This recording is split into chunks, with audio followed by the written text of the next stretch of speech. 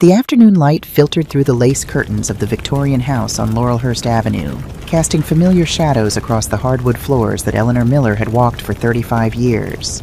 She sat in what used to be her living room, though these days it didn't feel like hers anymore, cradling a cup of Earl Grey tea that had gone cold an hour ago. 65 years old, and Eleanor had become a ghost in her own home. The realization hit her every time she heard Derek Sullivan's heavy footsteps on the stairs above. Her son-in-law moved through the house like he owned it, which she supposed with bitter irony was exactly what he wanted people to think. "Babe, where's my protein shake?" Derek's voice boomed from the kitchen, sharp and entitled. "I made it already. It's in the fridge." Madison's reply came quick, almost apologetic. Eleanor's daughter had developed that tone over the past 6 months, the voice of someone constantly trying to prevent an explosion. Eleanor's gaze drifted to the wedding photo on the mantel. Richard Miller, her husband of 32 years, looked back at her with those kind eyes that had seen her through everything from their broke newlywed days to her retirement from the IRS 3 years ago. He'd died of a heart attack 18 months ago, and Eleanor swore she could still smell his pipe tobacco sometimes, though Derek had thrown out Richard's entire collection. "That old man shit stinks up the whole house," Derek had said, tossing the antique tobacco holder into a trash bag like it was garbage. Not a family heirloom. Not a memory, just garbage. Eleanor had said nothing. She'd been saying nothing a lot lately. The house felt different now. Wrong. The kind of wrong that creeps in slowly, like black mold behind walls, until one day you realize the whole structure is compromised. Derek and Madison had moved in 6 months ago, right after their startup failed. Derek's words, delivered with the kind of smooth confidence that made you want to believe him. They were temporarily broke and needed a place just for a few months, while they got back on their feet. Eleanor, still raw from Richard's death and aching with loneliness, had said yes immediately. Madison was her only child. Family helped family. That's what Richard would have wanted. Except Richard would have seen through Derek's bullshit in about 30 seconds. Richard had been a claims adjuster for 30 years. He could spot a fraud from a mile away. He'd never trusted Derek. Not since Madison brought him home 5 years ago with that too-white smile and stories about his real estate empire that never quite added up. Richard had whispered to Eleanor one night after Derek and Madison left from dinner, "that boy's selling something, and I don't think it's houses." Eleanor had defended Derek back then, told Richard he was being paranoid, told him to give the guy a chance. She'd been wrong. The evidence was everywhere now, if you knew how to look. And Eleanor Miller, former senior auditor at the IRS with a 30-year career specializing in financial fraud, definitely knew how to look. She glanced around the living room, her living room, and cataloged the changes. Richard's leather reading chair, moved to the basement, replaced by Derek's ridiculous gaming setup. Her grandmother's hope chest, shoved into the garage because it doesn't match the aesthetic we're going for. The corner where she used to do her morning crossword puzzles. Now Derek's home gym, complete with dumbbells he never used and resistance bands still in their packaging. Even the smell had changed. The house used to smell like lavender sachets and old books. Now it reeked of Derek's Axe body spray and the takeout containers he left scattered around like territorial markers. "Hey, Eleanor!" Derek appeared in the doorway, protein shake in hand, his gym shorts riding low on his hips. At 42, he clearly thought he still looked like he did at 25. He didn't. "You gonna sit there all day staring into space, or are you gonna actually do something productive?" Eleanor forced a smile. "Just enjoying my tea, Derek." "Yeah, well, maybe enjoy it somewhere else? I got some clients calling in an hour, and I need the living room for my Zoom setup, professional image and all that." He said it like it was reasonable, like she was the one being difficult. "Of course," Eleanor said quietly, standing with her cold tea. "I'll just be in my room." "Thanks, Eleanor. You're a real team player." Derek flashed that smile, the one that had probably charmed Madison into marrying him, and disappeared back into the kitchen.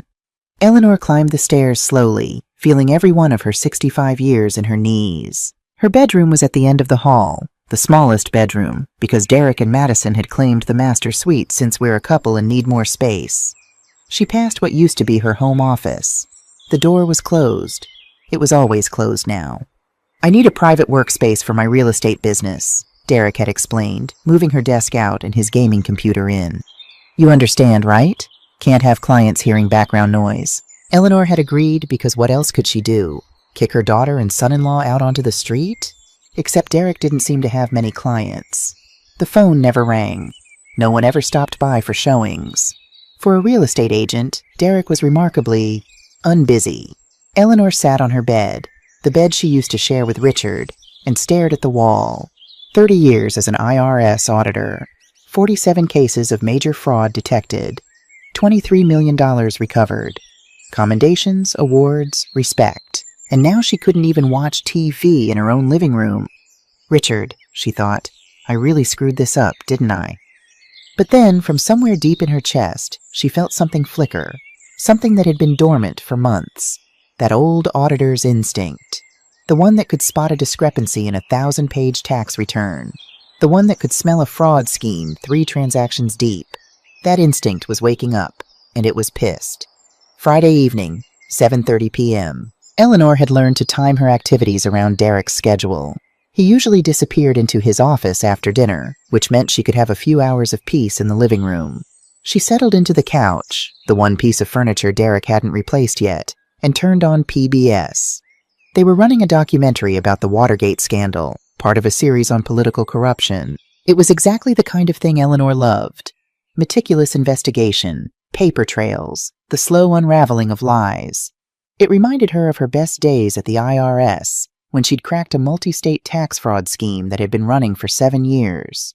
The thrill of matching receipts to bank statements, finding the one transaction that didn't make sense, following the money until the whole house of cards collapsed. God, she missed that feeling. Missed feeling competent, useful, sharp. On screen, reporters were explaining how Deep Throat had leaked information to expose presidential corruption. Eleanor leaned forward, absorbed. The living room door slammed open. Derek stood in the doorway, already radiating irritation. His eyes swept from Eleanor to the TV, and his lip curled. Jesus Christ, this boomer shit again?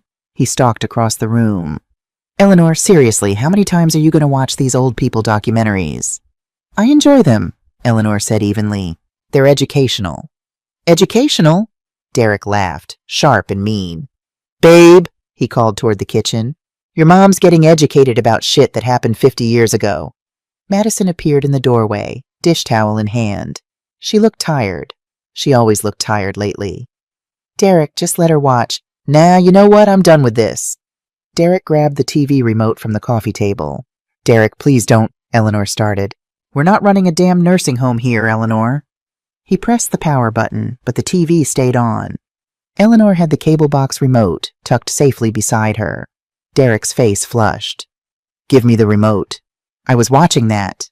Yeah, and you're wasting electricity on outdated propaganda. This house needs to evolve, Eleanor. We're trying to build something modern here, and you're stuck in the Stone Age. It's a documentary about... I don't give a shit what it's about. Derek's voice jumped an octave. This is my space now. I live here.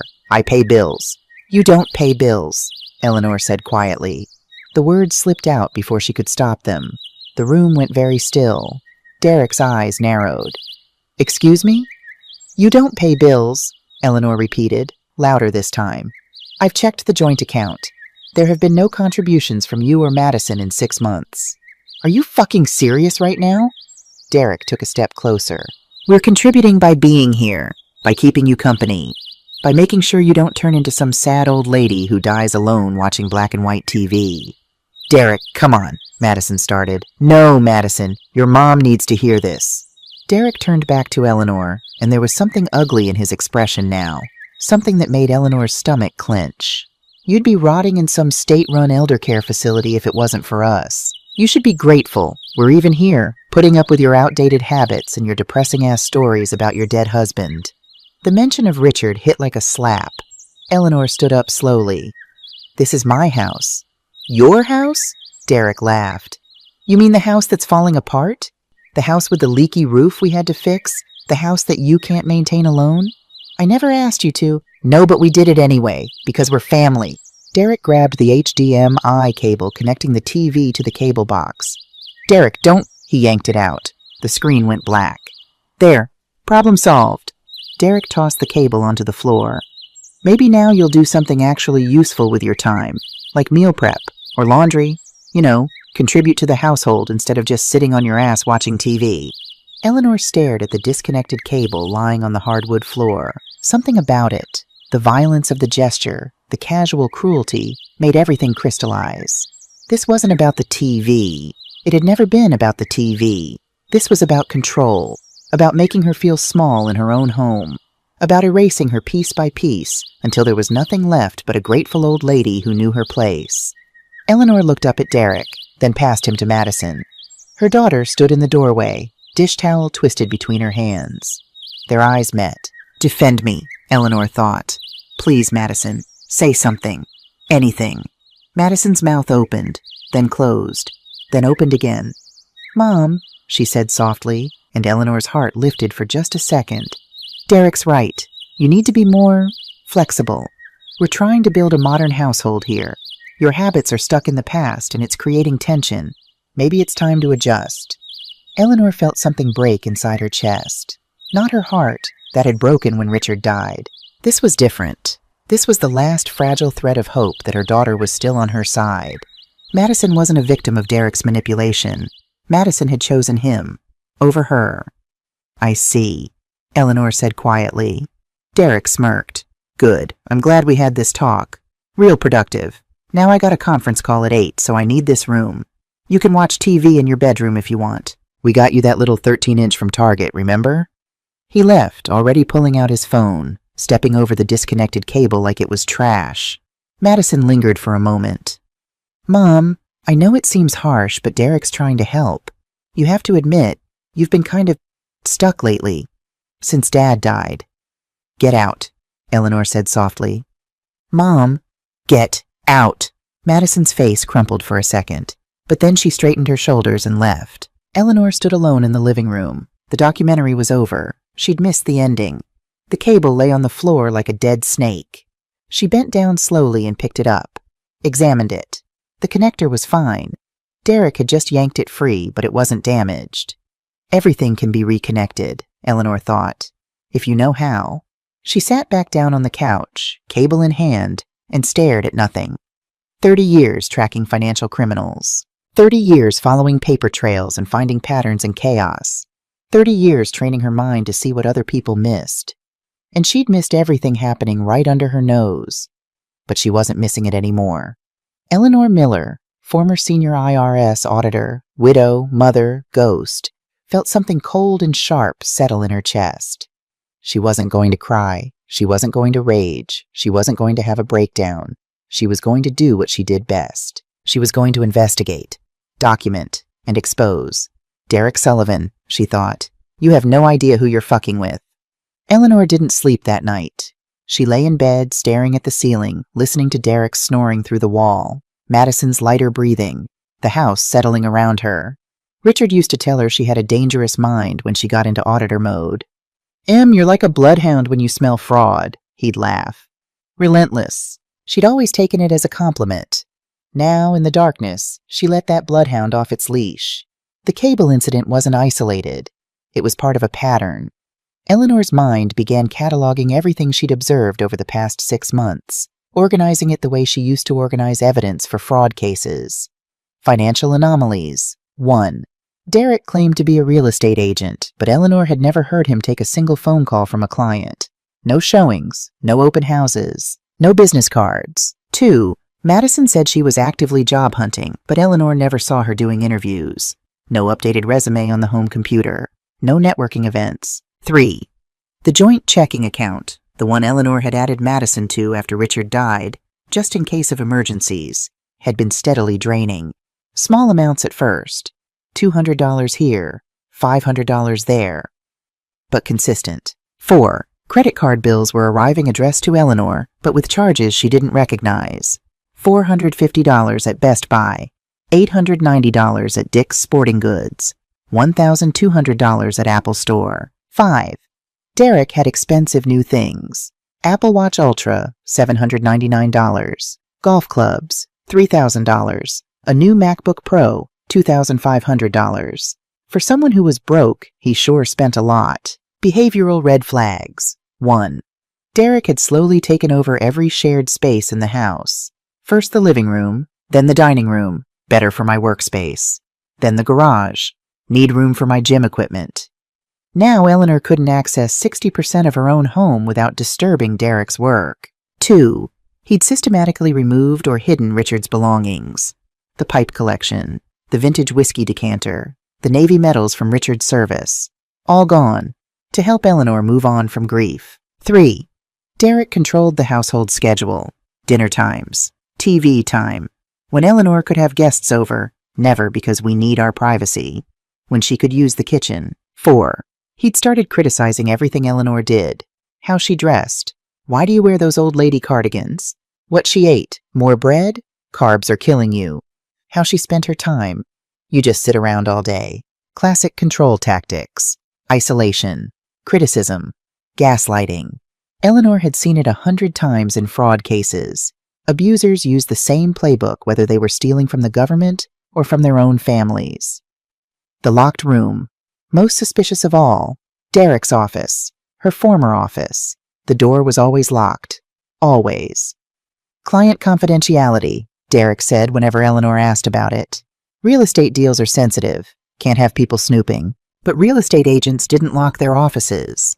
They wanted to show properties, show listings, be accessible. What was Derek hiding in there? At 3 a.m., Eleanor gave up on sleep. She went to her closet and pulled out a box from the top shelf. Inside, her old work files from the IRS. She flipped through investigation reports she'd compiled over the years. Embezzlement schemes, shell companies, forged signatures, money laundering. She'd been so good at this once. Scary good. There was a reason the IRS had kept promoting her. She could spot patterns that other auditors missed. Could find the one receipt that didn't match, the one signature that looked slightly off, the one transaction that made everything else suspicious. Eleanor pulled out a blank notebook, one of the moleskins Richard had bought her for Christmas, back when she was still working. At the top of the first page, she wrote, Project Accountability. Then, methodically, she began documenting everything. Subject Derek Sullivan, age 42, married to Madison Miller, residence 2847 Laurelhurst Avenue, Eleanor Miller's property, deed in her name only. Claimed occupation, real estate agent. Employer, claims to be independent/self-employed. Financial contribution to household, $0 verified in 6 months. Red flags. No verifiable real estate business. Expensive purchases despite claiming bankruptcy. Access to joint account with Eleanor Miller, asterisk. Controlling behavior, household spaces, asterisk. Locked office. Contents unknown. Eleanor's hand moved faster across the page. Muscle memory from 3 decades of investigations kicking in. She made a list of things she needed to verify. 1. Access joint bank account. Check for unauthorized transactions. 2. Review credit card statements in detail. 3. Investigate Derek's actual employment status. 4. Determine what's in the locked office. 5. Check property records. Ensure deed hasn't been tampered with. 6. Talk to Madison privately. Assess her level of involvement. The last one made Eleanor pause. Madison, her baby girl. The child she'd raised to be honest, ethical, strong. Was Madison a victim here, or a co-conspirator? Eleanor's stomach twisted. She wanted to believe Madison was being manipulated, that Derek had gaslit her into compliance, that deep down, her daughter was still the good person Eleanor had raised. But that moment in the living room, Derek's right, Mom. You need to be more flexible. That hadn't sounded like a manipulated woman. That had sounded like a woman who'd made her choice. Eleanor closed the notebook and tucked it under her mattress. Outside her window, Portland was still dark, but dawn was coming, and Eleanor Miller, dormant for 18 months, subsumed by grief and loneliness, was waking up. All right, Derek, she thought. Let's see what you're really up to. Tuesday, 2:17 a.m. Eleanor had been waiting for this moment for 3 days, watching, listening, learning the rhythms of her own house like it was enemy territory. Derek was a heavy sleeper. She could hear his snoring through the walls like a chainsaw. Madison took an Ambien every night around 10 p.m., another new habit Eleanor had noticed. By 11 p.m., the house was dead silent. Eleanor lay in bed fully dressed, waiting until 2 a.m. to be absolutely sure. Then she moved. She'd prepared carefully. Thick socks, no shoes, no footstep sounds. Small LED pen light instead of her phone's flashlight. less bright, less obvious. The USB drive she'd dug out from her old work supplies, and a notepad for quick documentation. Her heart hammered against her ribs. 65 years old, and she felt like a teenager sneaking out after curfew, except instead of going to a party, she was about to conduct a criminal investigation on her own family. Not family, she corrected herself, suspects. The hallway was dark. Eleanor moved slowly, placing each foot with deliberate care. The house was old. The floors creaked if you weren't careful. Derek's office door loomed at the end of the hall, locked as always.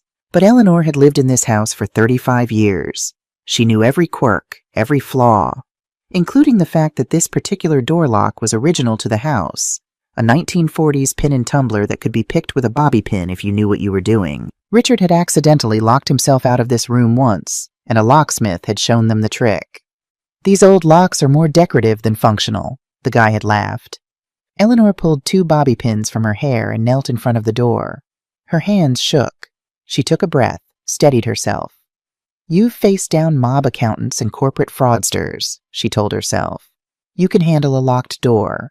30 seconds later, she heard the soft click of the lock releasing. Eleanor eased the door open inch by inch, listening for any sound from the master bedroom. Nothing. Just Derek snoring. She slipped inside and closed the door behind her. The office was dark except for the green power light on Derek's computer. Eleanor clicked on her pen light and swept it around the room. Her old sanctuary, now completely transformed.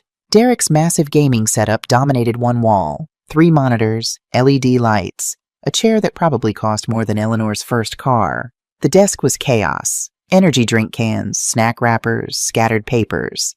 Eleanor's organized filing system? Gone. Replaced by cardboard boxes shoved into the closet. She started with the desk drawers. Quickly, methodically, the way she used to search suspect offices with a warrant. Drawer 1, junk. Cables, old receipts from Taco Bell and Jack in the Box, a vape pen. Drawer 2, more interesting. Bank statements. Eleanor pulled them out carefully, took photos with her phone on silent mode. Chase bank statement for Derek Sullivan showed balance minus $347.82. Recent transactions. DraftKings minus $500. FanDuel minus $750. BetMGM minus $1,200. Venmo transfer to Tony D minus $2,000 sports betting. Heavy sports betting. Eleanor's jaw clenched. So Derek wasn't just broke, he was gambling and losing. Badly. Drawer 3, jackpot. A folder labeled financial planning in Derek's messy handwriting. Eleanor opened it. Inside, printouts from the joint checking account. Their joint account. Eleanor and Madison's. But the transactions highlighted in yellow were ones Eleanor didn't recognize. Wire transfer to Sullivan Investments, LLC, $5,000. Wire transfer to Sullivan Investments, LLC, $8,000. Wire transfer to Sullivan Investments, LLC, $12,000. Wire transfer to Sullivan Investments, LLC, $25,000. $50,000. Gone. Eleanor's hands trembled as she photographed each page. Sullivan Investments, LLC. Derek's shell company, no doubt. A way to siphon money legally, or at least legally enough that a casual observer wouldn't notice. But Eleanor noticed. She noticed that the authorization forms all had signatures that looked like hers, almost perfect forgeries. Derek had practiced her signature, gotten it nearly right. The slant of the E, the loop of the M in Miller. But Eleanor had worked fraud cases for 30 years. She could spot a forged signature like a bloodhound could smell fear. The R in Eleanor was slightly too curved. Derek had traced her signature from a document, but he'd pressed too hard, making the ink darker than Eleanor's natural writing pressure. Amateur. Eleanor pulled out her USB drive and plugged it into Derek's computer. The password screen popped up. She tried. Madison 123, incorrect. Derek 2023, incorrect.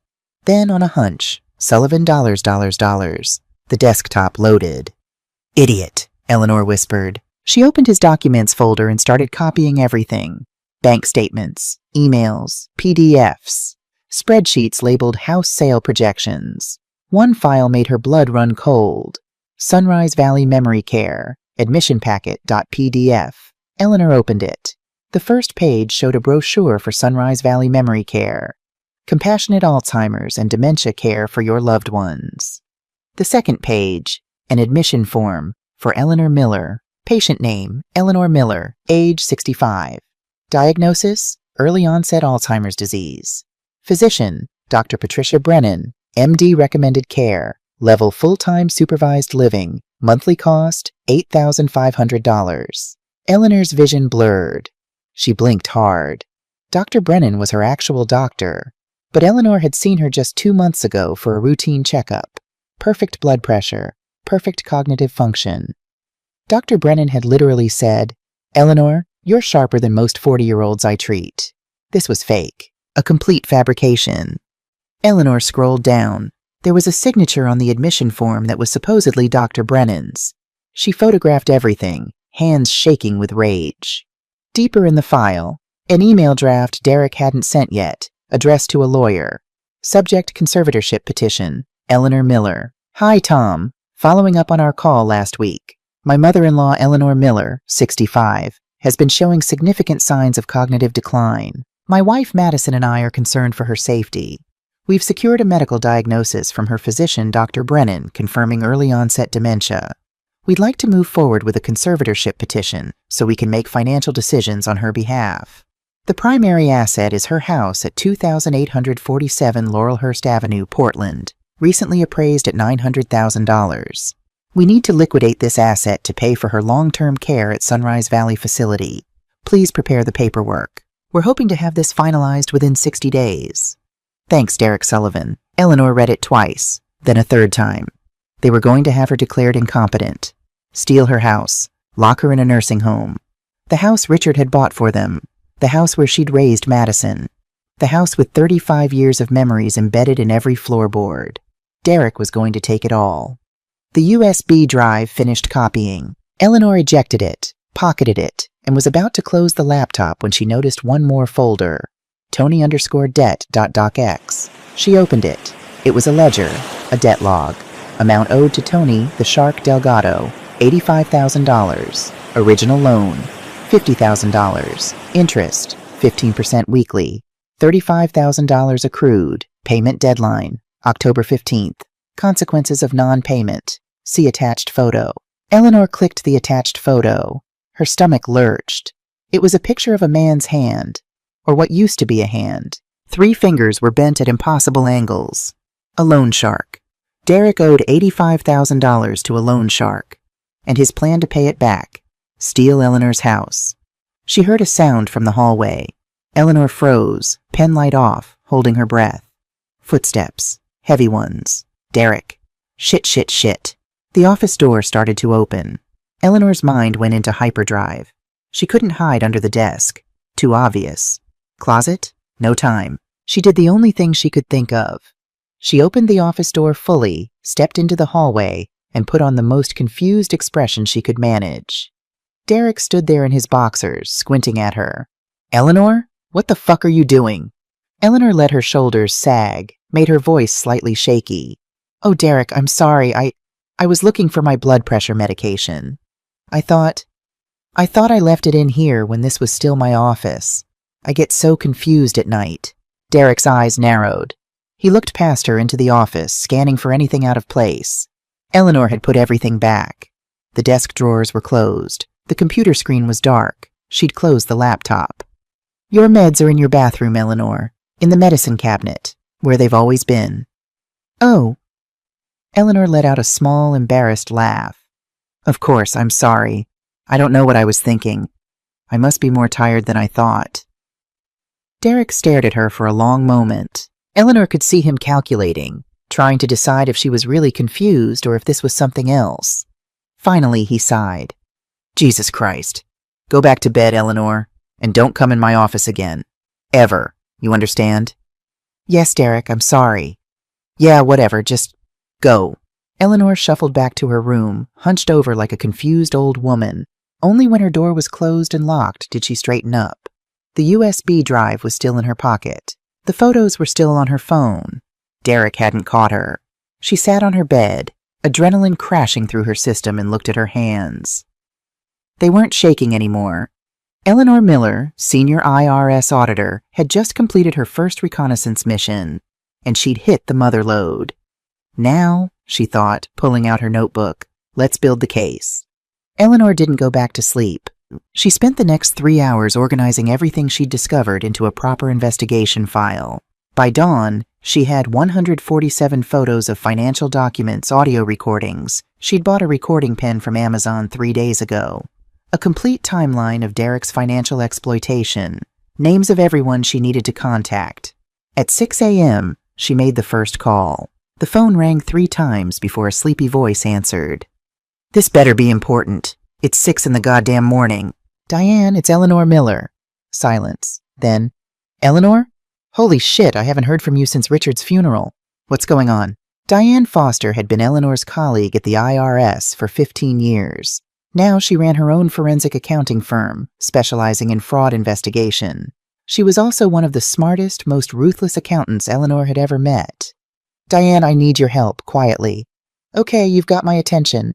I'm being robbed by my own family." Another pause. Then Diane's voice went sharp, professional. "Tell me everything." Eleanor did. The whole story, from the cable incident to last night's investigation. When she finished, Diane let out a low whistle. "Jesus, Eleanor, this Derek asshole is running a textbook elder exploitation scheme. I've seen this pattern before. Isolate the victim, gaslight them, drain the accounts, then commit them to get the house. It's fucking evil, but it works way too often. Can you help me build a case?" "Can I help you?" "Eleanor, I will destroy this guy. Send me everything you've got. I'll do a full forensic analysis, document the fraud, and prepare an expert witness report. This is going to be ironclad." Eleanor felt tears prick her eyes.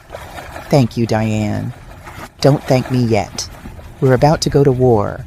But Elle, you're going to win. This is what we do, remember? We're the IRS. We don't lose."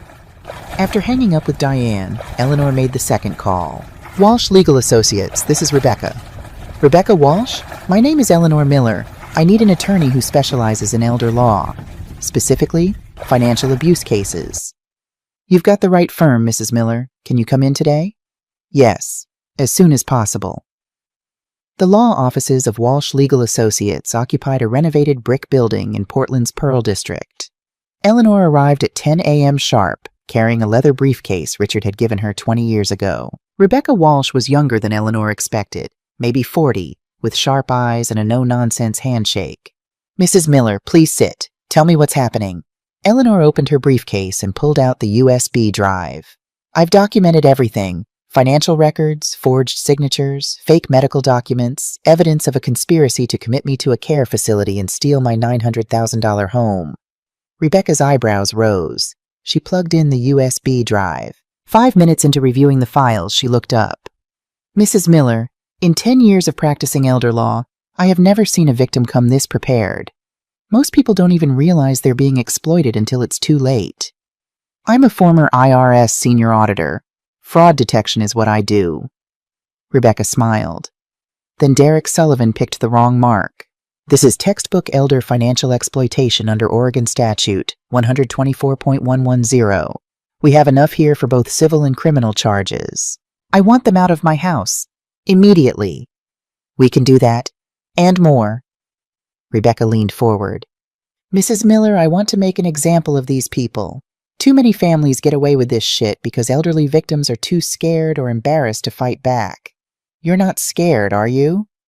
"No," Eleanor said. "I'm furious." "Good. Let's weaponize that."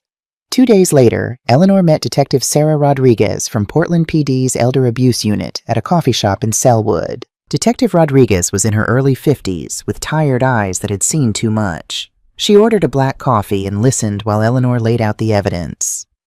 The forged signatures, the shell company, the fake dementia diagnosis, the conservatorship plan. "It's all here," Eleanor said, sliding the binder across the table. Rodriguez flipped through it, her expression darkening. "Jesus, this Derek asshole is thorough, I'll give him that. But he made one critical mistake." "What's that?" "He targeted someone who knows how to fight back." Rodriguez closed the binder. "Mrs. Miller, I'm going to be straight with you. Most elder abuse cases are hard to prosecute because the victims are confused, the evidence is thin, and families lawyer up fast. But this is a prosecutor's wet dream. You've done 90% of our job for us. So you'll help? Help, ma'am. I'm going to enjoy this. Rodriguez pulled out her phone. I'm calling the DA right now. We're going to bury this guy. Monday morning, 8 a.m. Eleanor watched from her bedroom window as Derek's BMW pulled out of the driveway. Madison was in the passenger seat. They were going job hunting. Derek's words from breakfast. Eleanor knew better. Derek was probably hitting the casino. Madison was probably hitting the mall with Eleanor's credit card. The moment they disappeared around the corner, Eleanor moved. She'd planned this like a military operation. 8:15 a.m. AA Security Solutions van pulled up. 3 technicians got out. Mrs. Miller, we're here to change all the locks. Every single one, Eleanor confirmed. And I want smart locks on the front and back doors, the kind with cameras and keypads. 9:30 a.m. The locksmith finished. 7 new locks, 2 Ring Pro doorbells with cameras, motion sensors on every entry point. Eleanor tested the front door's new smart lock. The keypad glowed. Only she knew the code. 1985, the year Madison was born. A reminder of better days. 10 a.m. Eleanor started packing. She went through Derek and Madison's belongings methodically, without sentiment. Clothes into garbage bags, toiletries into grocery bags. Derek's gaming equipment she left set up. She wanted him to see exactly what he was losing. She didn't use suitcases. Trash bags sent a message.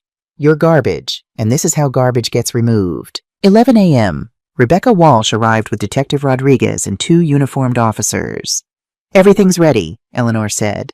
Rebecca handed her a manila envelope. Temporary restraining order signed by Judge Matthews.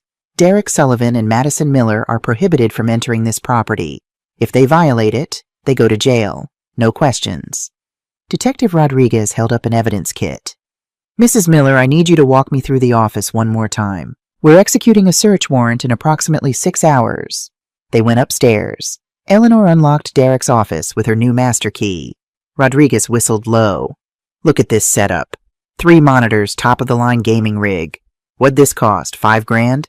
6? At least, Eleanor said. Bought with my money. They photographed everything. Rodriguez bagged Derek's laptop, his external hard drives, his filing cabinet full of forged documents. This is enough for felony charges, Rodriguez said. Wire fraud, forgery, conspiracy to commit fraud, attempted conservatorship fraud. We're looking at 5 to 10 years if he's convicted. Eleanor felt nothing, no satisfaction, no guilt, just cold determination. What about Madison? She asked quietly. Rodriguez's expression softened. That's trickier. Did she know about the forgeries, the fake diagnosis, or was she just a wife who trusted her husband? I don't know, Eleanor admitted. I really don't know. Well, we're about to find out. 5:47 p.m. Derek's BMW turned onto Laurelhurst Avenue. Eleanor watched from the living room window, her heart hammering but her hands steady. The car pulled into the driveway. Derek got out first, carrying Nordstrom bags. Madison followed, looking exhausted. Derek approached the front door, pulled out his key, inserted it into the lock. Nothing. He tried again. The key wouldn't even turn. What the fuck? Derek's voice carried through the closed door. Madison, is your key working? Eleanor watched Madison try her key. Same result. Derek's face flushed red. He started pounding on the door. Eleanor, open this fucking door right now! Eleanor counted to 10. Then she opened it. The change in her appearance stopped Derek mid-shout. Gone was the sad, hunched widow in cardigans. Eleanor wore a charcoal business suit, the one she used to wear for depositions. Her hair was styled. Her makeup was perfect. She stood straight, shoulders back, and looked Derek Sullivan dead in the eye. Derek Sullivan and Madison Miller, Eleanor said, her voice cold and clear. You are no longer residents of this property. Your belongings are on the porch. Please collect them and leave. Derek's mouth opened, closed, opened again. You can't do this. We live here. Correction, you occupied here, illegally, for the purpose of financial exploitation and fraud. What the hell are you talking about?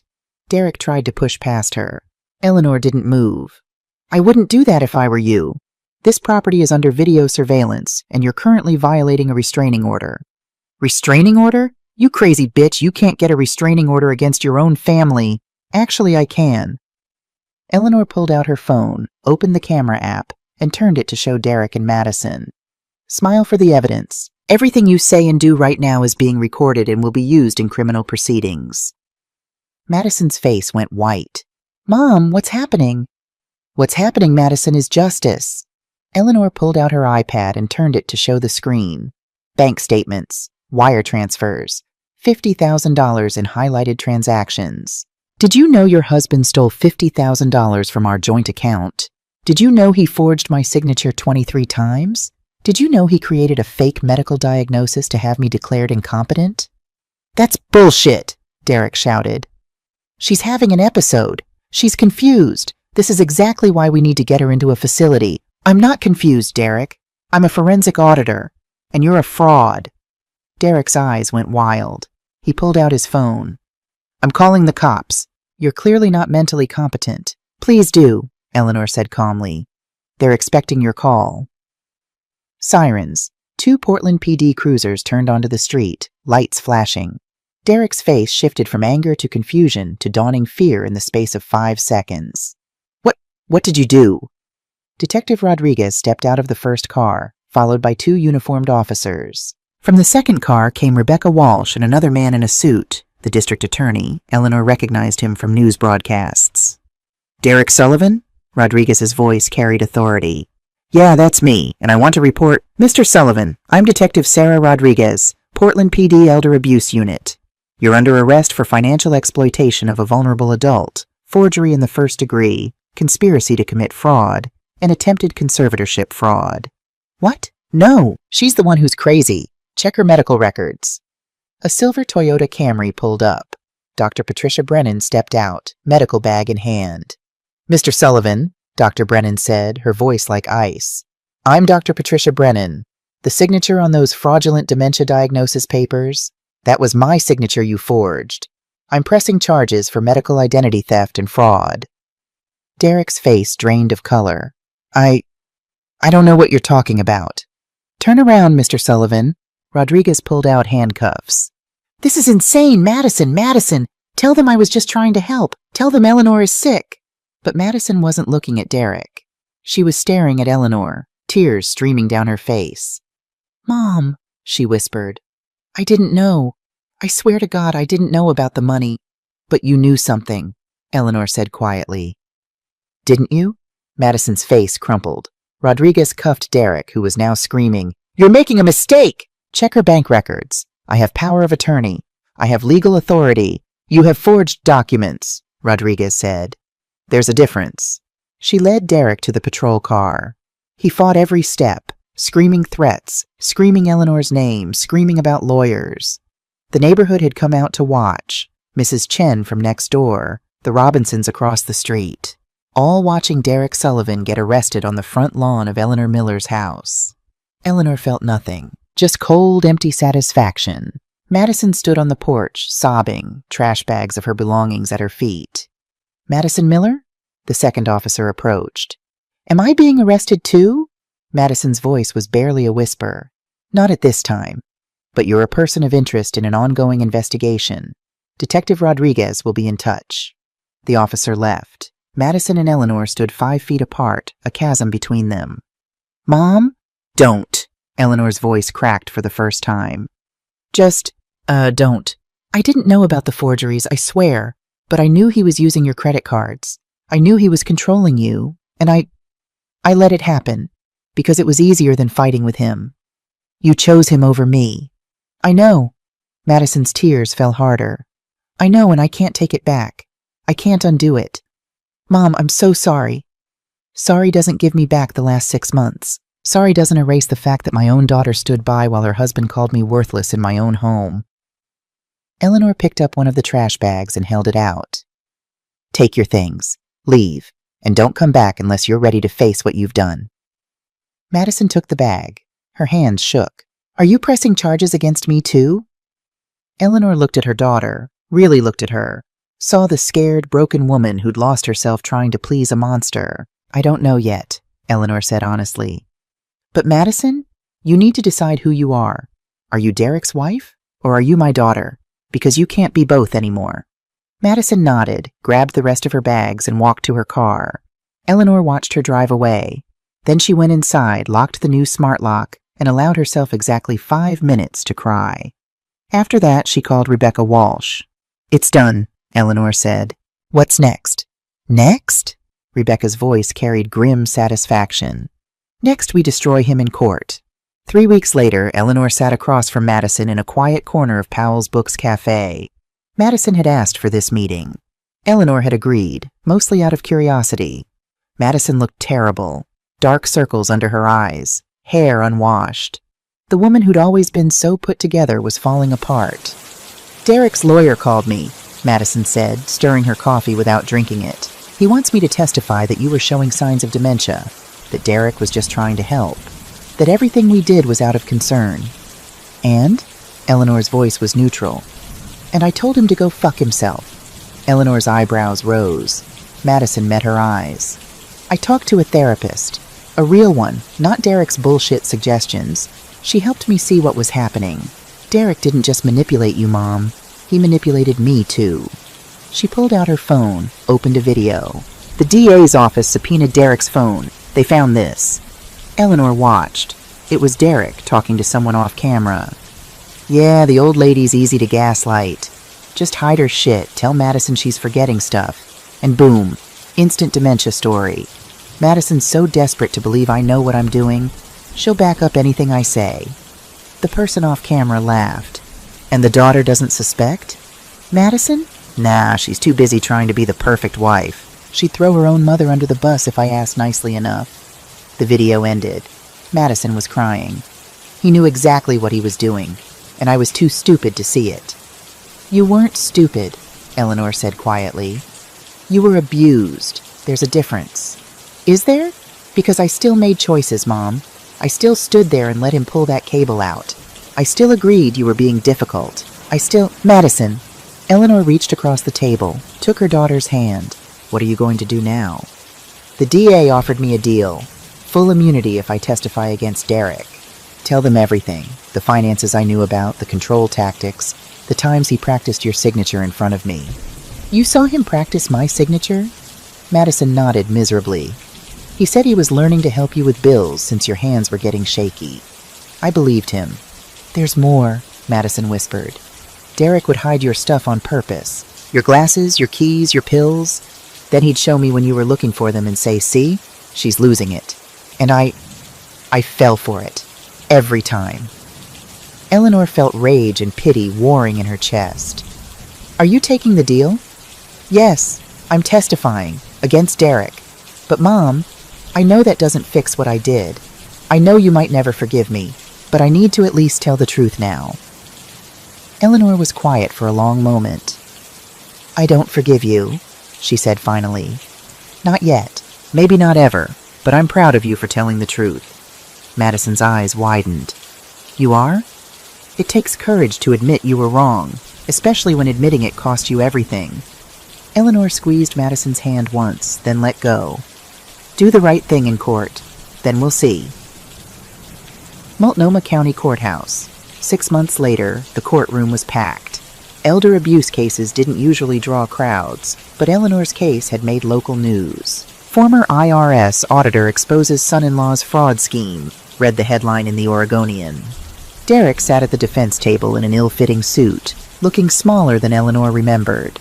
His lawyer, Tom Berkeley, was a slick corporate type who specialized in making white-collar criminals look sympathetic. Eleanor wore her best suit. She'd lost 15 pounds since Derek's arrest. Stress and anger were great for weight loss, apparently. But she felt strong, sharp, ready. The prosecution's case was devastating. Diane Foster took the stand first, explaining the forensic accounting in terms so clear even the jury couldn't miss it. Mr. Sullivan established a shell company, Sullivan Investments LLC, for the sole purpose of funneling money from Mrs. Miller's account. Over 6 months, he stole $50,000 through 23 separate wire transfers, each one authorized by forged signatures. She projected images of Eleanor's signature versus Derek's forgeries. The forgeries are excellent, Diane said, almost perfect, but Mr. Sullivan made 3 critical errors. She pointed them out. Pressure points, ink flow, microscopic hesitation marks. This isn't someone innocently helping their mother-in-law with bills. This is premeditated fraud. Dr. Brennan testified next, furious and articulate. I never diagnosed Eleanor Miller with dementia. Her last cognitive assessment showed 0 signs of decline. Mr. Sullivan forged my signature and fabricated medical records to support a fraudulent conservatorship petition. This isn't just fraud, it's an attack on medical integrity. Then it was Eleanor's turn. She walked to the witness stand with her head high, took the oath, sat down. The prosecutor, a sharp woman named Jennifer Solis, smiled encouragingly. Mrs. Miller, please tell the jury when you first realized something was wrong. Eleanor looked at the jury. 12 faces, mostly women, mostly middle-aged. People who might have aging parents. People who understood. When my son-in-law ripped a cable out of my TV and told me I was wasting electricity on boomer shit, Eleanor said clearly. And when my daughter stood there and agreed with him. She told the whole story. The isolation, the criticism, the financial control, the locked office, her midnight investigation.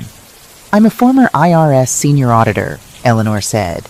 I spent 30 years detecting fraud, and I almost missed the fraud happening in my own home because I wanted to believe my daughter and son-in-law loved me, because I was lonely after my husband died, because victims don't want to admit they're being victimized. Derek's lawyer stood for cross-examination. Mrs. Miller, isn't it true you were grieving heavily after your husband's death? That you were confused, isolated, possibly depressed? I was grieving, Eleanor said. I wasn't confused. But you admit you were isolated? Your client isolated me. He took over my home, removed my belongings, and controlled my access to my own spaces. That's not confusion. That's abuse. Isn't it possible you simply misunderstood his intentions? Eleanor looked directly at the jury. I was an IRS senior auditor for 30 years. I investigated financial crimes for a living. I know exploitation when I audit one. And Derek Sullivan is textbook exploitation. The lawyer tried again. You're just a bitter old woman who can't accept, I'm a competent adult who documented criminal fraud. There's a difference. Jury members nodded. The final witness was Madison. She walked to the stand looking fragile but determined. Ms. Miller, Prosecutor Solis said gently, did you know about your husband's plan to have your mother declared incompetent? No, not the full extent. Madison's voice shook.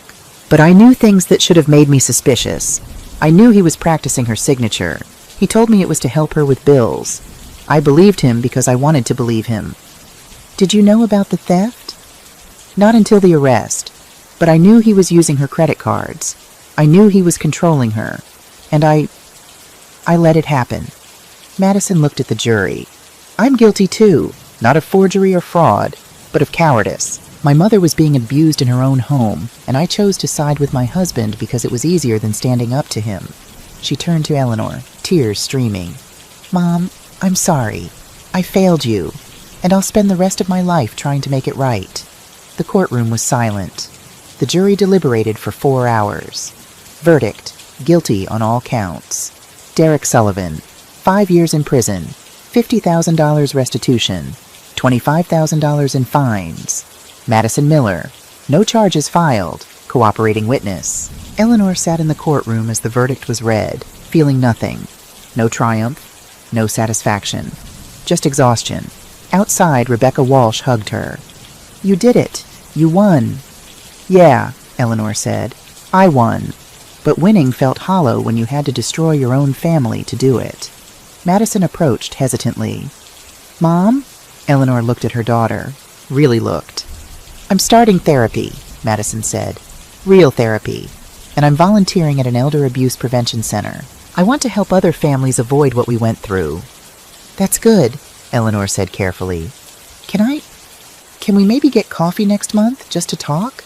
Eleanor considered, then nodded. 1 coffee. We'll see how it goes. Madison smiled through tears. Thank you. Eleanor drove home alone. The house was quiet, empty, hers again. She sat in the living room, turned on the TV. PBS was running the Watergate documentary. The cable was connected. Secure, Strong. Eleanor picked up her phone and called the number Rebecca had given her. Second Chances Elder Advocacy? Yes, I'd like to volunteer. My name is Eleanor Miller, and I have some experience with financial fraud. The Cable That Broke the Silence, Part 3, Justice and Redemption, Chapter 11, The Aftermath. 6 months after the trial, Eleanor stood in what used to be Derek's office, now transformed into something entirely different. The gaming equipment was gone, sold on Facebook Marketplace, every penny going into the restitution fund. The walls, once covered with Derek's tacky motivational posters, now displayed framed legal documents. Certificate of Incorporation, the Eleanor Miller Center for Elder Financial Protection, Oregon State Senate, Bill 1847, the Elder Protection Act, Portland Business Journal, Award Nonprofit Advocate of the Year. She'd done this. Built something good from the wreckage. Her phone buzzed. A text from Diane Foster. New client referral. 72-year-old woman, son stole her pension. Sending her your way. You're doing good work, Elle. Eleanor smiled. In 6 months, the center had helped 47 seniors recover over $800,000 in stolen assets. Each case felt personal. Each victory felt like vindication. But some wounds hadn't healed. She hadn't spoken to Madison in 3 weeks. Not since their last coffee date had ended with Eleanor walking out mid-conversation because Madison mentioned Derek's appeal. He's saying he was trying to help you, Mom. That the jury didn't understand. Eleanor had stood up, left a 20 on the table, and walked away. Madison's texts afterward went unanswered. I'm sorry. I wasn't defending him. I was just telling you what he said. Mom, please, can we talk? I know I don't deserve your forgiveness, but I miss you. Eleanor deleted them all. Some betrayals, she thought, were just too deep. A knock on the center's front door. Eleanor glanced at her watch. 7 p.m. They were officially closed. She opened the door anyway. Madison stood there, looking worse than Eleanor had ever seen her. Her hair was pulled back in a messy ponytail. No makeup, sweatpants, and a hoodie that looked like she'd been sleeping in it. I know you don't want to see me, Madison said quickly before Eleanor could speak. But I need to tell you something, face to face. Eleanor considered closing the door. Instead, she stepped aside. 5 minutes. They sat in the center's consultation room, the room where Eleanor had comforted dozens of elderly victims, held their hands while they cried about children who'd stolen their life savings. Now her own daughter sat across from her. Derek called me from prison, Madison said. Eleanor's jaw tightened. You shouldn't be taking his calls. I didn't. He used someone else's phone privileges. But Mom, listen, he threatened me. He said when he gets out, he's coming after both of us. He said you destroyed his life and I betrayed him, and he's going to make us pay. Forward the recording to Detective Rodriguez. I did. She said there's nothing they can do unless he makes a direct threat of violence. This was vague enough to not count. Madison's hands shook. Mom, I'm scared. Not just for me. For you. Eleanor had received her own threatening letters from Derek. She'd filed them away in a folder labeled Evidence, Ongoing Harassment. She wasn't scared. She was prepared. Derek's appeal will fail, Eleanor said calmly. His lawyer is grasping at straws. He'll serve his full sentence, and when he gets out, he'll have nothing. No money, no house, no wife. I divorced him, Madison interrupted. The papers went through last week. I'm not Madison Sullivan anymore. I went back to Miller. Eleanor felt something shift in her chest. You did? Yeah, I should have done it right after the arrest, but I don't know. Scared of being alone? Pathetic, right? Madison laughed bitterly. 38 years old and I still don't know who I am without someone else defining me. You're my daughter, Eleanor said quietly. That's who you are. Madison's eyes filled with tears.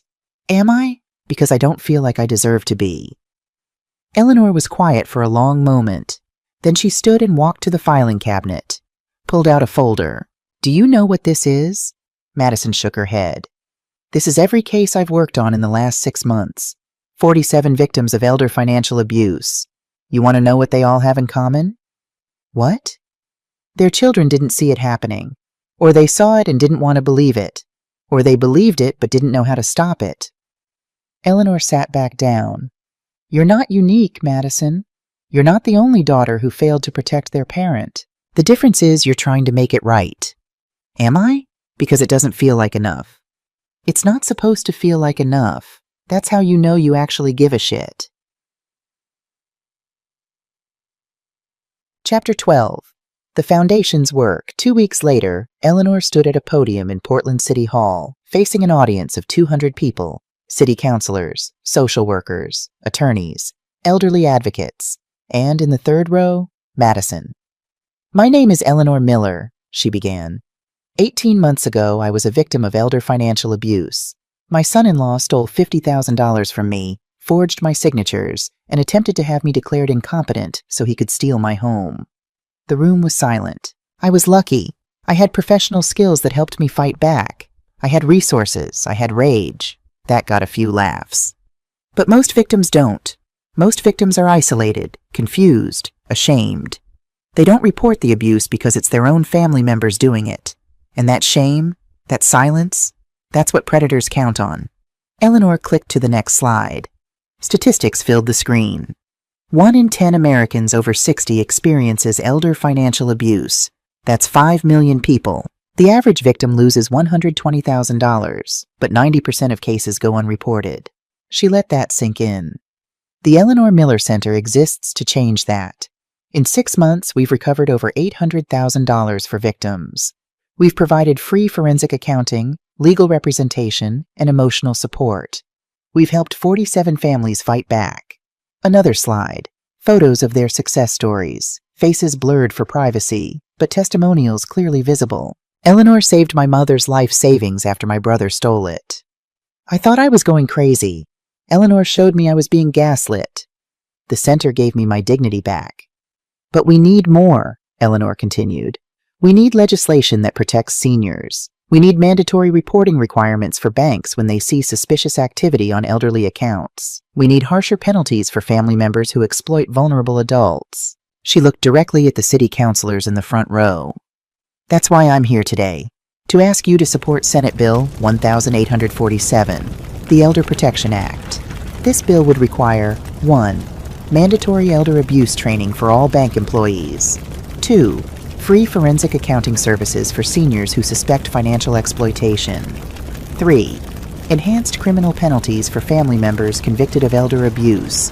Minimum 5 years. No plea bargains down to probation. 4. A statewide registry of convicted elder abusers, similar to sex offender registries. Murmurs in the crowd.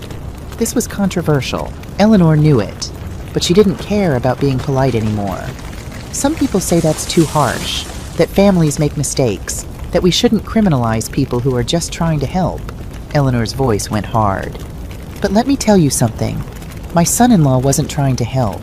He was trying to rob me, and he nearly succeeded. The only reason he didn't is because I knew how to fight back. Most victims don't. She clicked to the final slide. A photo of herself and Richard on their 30th wedding anniversary. My husband built our home with his own hands. He worked 2 jobs so we could afford it. He died thinking I'd be safe there, and his son-in-law tried to steal it out from under me before Richard's grave marker was even paid off. Eleanor's voice cracked. She let it. Let them see the emotion. I'm not asking for sympathy. I'm asking for action. Pass this bill. Protect Oregon's seniors. Make sure what happened to me doesn't happen to anyone else. Standing ovation. Eleanor stepped down from the podium, shaking. Madison met her at the stairs. Mom, that was incredible. It was necessary, Eleanor said, but she squeezed Madison's hand. Thank you for being here. I wouldn't miss it. Chapter 13. Madison's Redemption. 3 months later, Eleanor's 66th birthday, Eleanor woke to the smell of coffee and something baking. She grabbed her robe and went downstairs, confused. Madison was in the kitchen, pulling muffins out of the oven. What are you doing here? Eleanor asked. I didn't hear you come in. You gave me a key last month, remember? For emergencies. Madison set down the muffin tin. And your birthday counts as an emergency. You can't turn 66 without proper celebration. I don't need blueberry muffins. Dad's recipe. I found it in his old recipe box. Madison's eyes were bright with unshed tears. I know they won't be as good as his, but I wanted to try. Eleanor sat at the kitchen table, overwhelmed. Richard's blueberry muffins had been legendary. He'd made them every Sunday morning, refusing to share the recipe with anyone. "Family secret," he'd always said with a wink. Madison set a muffin in front of Eleanor, still warm, butter melting into the top. Eleanor took a bite. It tasted like home, like Richard, like the mornings when Madison was 10 years old and the three of them would sit around this same table, talking about everything and nothing. "It's perfect," Eleanor whispered. Madison smiled through tears. "Yeah?" "Yeah." They ate in comfortable silence for a few minutes. Then Madison pulled out an envelope. "I have something else for you. It's not much, but—" Eleanor opened it. Inside, a check for $10,000, made out to the Eleanor Miller Center. "Madison, you can't afford—" "I sold my engagement ring, the one Derek gave me. Turns out it was actually worth something. He'd bought it during one of his winning streaks at the casino." Madison laughed bitterly. Felt right to turn something from that relationship into something good. Eleanor stared at the check. "Are you sure?" "I'm sure. I want to help, Mom. I want to be part of what you're building." "You already are." Eleanor folded the check and set it aside. "Madison, I need to tell you something." "Okay?" "I'm proud of you." Madison's face crumpled. "Don't. Mom, I don't deserve—" "Shut up and let me finish." Eleanor reached across the table, took both of Madison's hands. "You made terrible choices. You hurt me. You betrayed my trust. And for a long time, I didn't know if I could ever forgive you." "I understand. I'm not done." Eleanor squeezed harder. "But I've watched you this past year. I've seen you show up. I've seen you volunteer at the center, helping other families navigate what we went through. I've seen you go to therapy. I've seen you rebuild yourself from nothing. And Madison? That takes more courage than I knew you had. I'm just trying to make up for—" "You can't make up for it. What's done is done. But you can move forward. And you are. Every single day you're choosing to be better. That's not weakness. That's strength." Madison sobbed openly now. "I miss Dad. I miss who I was before Derek. I miss us." "I know, honey. I miss us too." Eleanor stood and wrapped her arms around her daughter. "But we're not that family anymore. We're a new family. One built on honesty instead of silence, on accountability instead of denial, on strength instead of fear. Can we do that? Can we really rebuild?" "We're already doing it." Chapter 14. The blog that went viral. Madison started a blog 3 months after Eleanor's birthday. The Daughter Who Failed, A Journey Back to Integrity. Her first post was titled, "How I Let My Mother Become a Ghost." She wrote, "My name is Madison Miller. I'm 39 years old, and I'm the daughter who stood by while her husband abused her mother. I didn't hit her. I didn't steal from her directly. But I enabled someone who did. I chose comfort over courage. I chose my marriage over my mother's safety. And I need to own that. This blog is my attempt to document the journey back from moral failure. To show other people who failed their families that redemption is possible, but only if you're willing to do the hard work of becoming someone better. This isn't a story about forgiveness. My mother hasn't fully forgiven me, and she shouldn't have to. This is a story about accountability, about looking at yourself in the mirror and seeing the coward you were, and deciding to become someone brave. Here's what I've learned so far. 1. Abuse doesn't always look violent. Sometimes it's a cable yanked from a TV. Sometimes it's a voice telling someone they're worthless until they believe it. Sometimes it's silence when you should speak up. 2. Loving someone doesn't mean enabling them. I thought being a good wife meant supporting Derek no matter what. I was wrong. Good love holds people accountable. 3. It's never too late to tell the truth, even when the truth cost you everything. I lost my marriage. I nearly lost my mother. I lost my self-respect for a long time. But I'm building something new, something honest. If you're reading this because someone in your family is being exploited and you don't know what to do something. Anything. Don't be like me. Don't wait until it's almost too late. The post went viral. 2. 3 million views in the first week. 45,000 shares. Thousands of comments from people sharing similar stories. Her second post, The Day I Chose a Liar Over My Hero. She detailed Derek's manipulation tactics, how he'd isolated Eleanor, how he'd gaslighted both of them, how she'd seen the warning signs and ignored them. More importantly, she listed the red flags other families should watch for. Adult children who suddenly want control of finances. Partners who isolate elderly family members from friends. Unexplained changes to wills or power of attorney documents. Missing belongings or money. Elderly family members becoming fearful or withdrawn. Impact. Within 6 months, Madison's blog had led to 12 police investigations of suspected elder abuse cases. Families reached out saying her posts helped them recognize their own situations. The Oregon State Legislature invited her to testify about Senate Bill 1847. Eleanor watched the testimony on live stream, sitting in her office at the center. Madison stood at the podium, nervous but determined. "My name is Madison Miller. I'm the daughter who failed to protect her mother from financial abuse. I'm here to make sure other families don't make the same mistakes I did." She told the whole story. The cable, the isolation, the theft, the trial, the aftermath.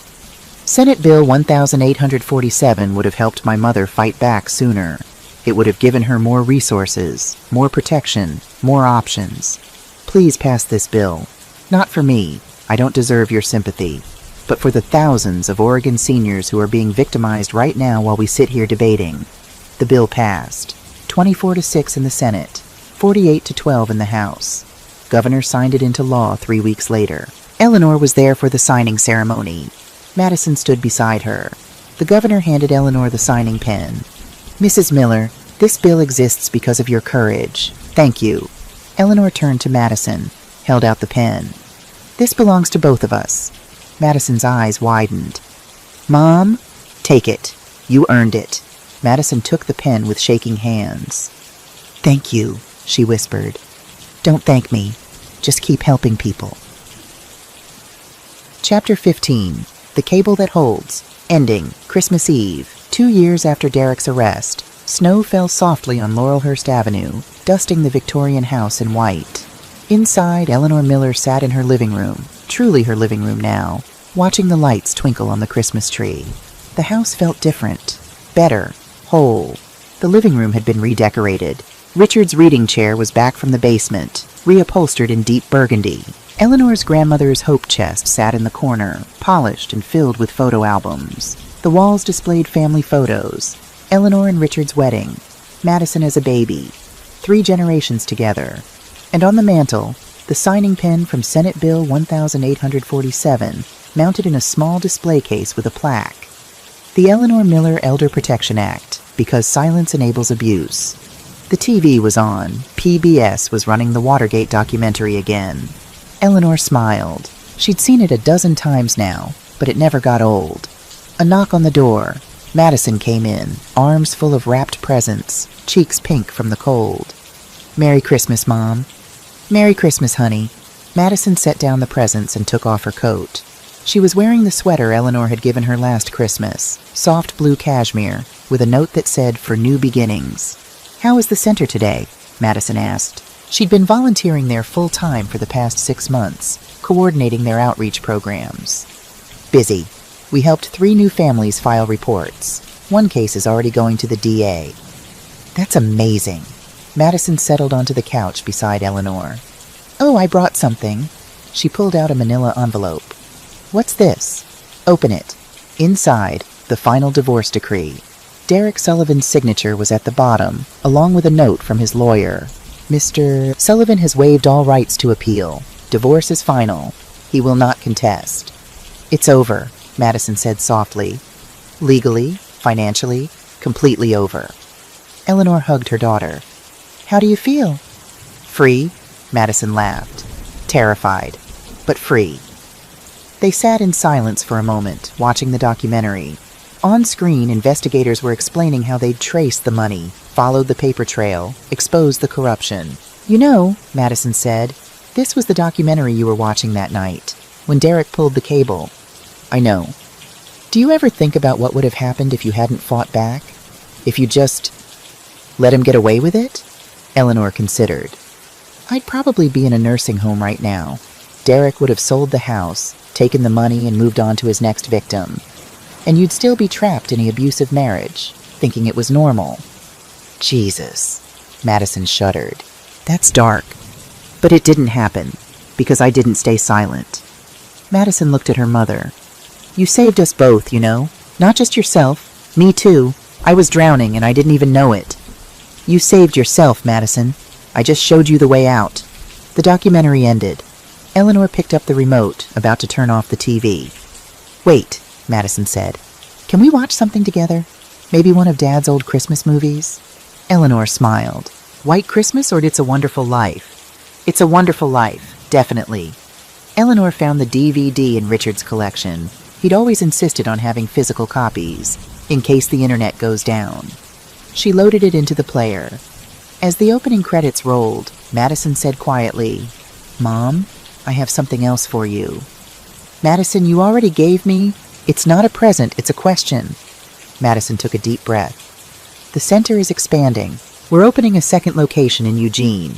We need a full-time director of operations, someone who understands the work, who's passionate about it, who families can trust. Sounds like you're describing yourself. I'm asking if you'd let me apply for the job, officially, not as your daughter, but as a qualified candidate. Eleanor looked at Madison, really looked, saw the woman she'd become over the past 2 years, stronger, wiser, humble, but determined. You're hired, Eleanor said. But Madison? No special treatment. You screw up, I'll fire you just like any other employee. Madison laughed. Deal. They watched the movie together, quoting the lines they'd memorized as a family decades ago. When George Bailey ran through the snowy streets shouting Merry Christmas, Madison leaned her head on Eleanor's shoulder. I love you, Mom. I love you too, honey.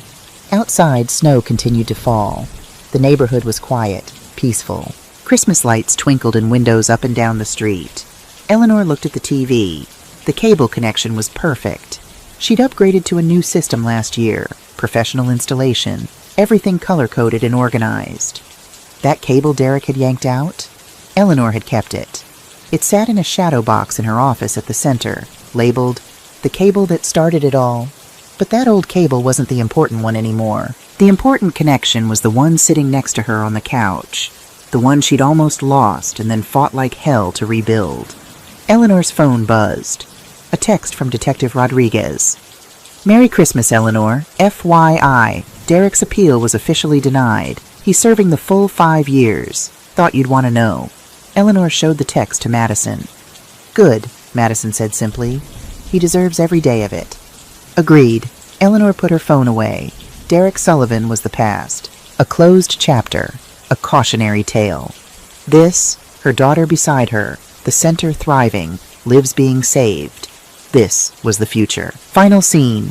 3 hours later, after the movie ended and they'd finished the leftover pie, Madison prepared to leave. Same time next week? For New Year's? Madison asked, bundling into her coat. Absolutely. Bring champagne. We're celebrating. Celebrating what? 300 families helped. $4.2 million recovered. Senate Bill 1847 expanded to 4 states. And, Eleanor smiled, the fact that we made it through hell and came out the other side. Madison hugged her mother tight. I'm proud to be your daughter. I'm proud you're my daughter. Now get out of here before you get all sappy on me. Madison laughed and left. Eleanor stood in the doorway, watching her daughter's car pull away, taillights disappearing into the snowy night. Then she went inside, locked the door, new smart lock, new security system, new sense of safety, and returned to the living room. The TV was still on, playing the menu screen for It's a Wonderful Life on loop. Eleanor sat in Richard's chair, picked up the framed photo from the side table, her and Richard on their wedding day, impossibly young, impossibly happy. We did it, Richard, she whispered. Our girl came back. She's going to be okay. We're going to be okay. The house was quiet, but it wasn't the silence of a ghost haunting her own home. It was the silence of peace, of safety, of a life rebuilt from ashes. Eleanor looked at the TV cable, new, strong, properly connected.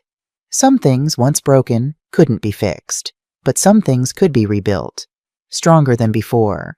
She turned off the TV, turned off the lights, and went upstairs to bed. Tomorrow, the center would open. More families would come seeking help. More victims would find their voices. And Eleanor Miller, former ghost, former victim, now advocate, would be there to help them fight back. Because nobody deserved to feel like a ghost in their own home. And thanks to her, to Madison, to the center, To Senate Bill 1847, fewer people would have to.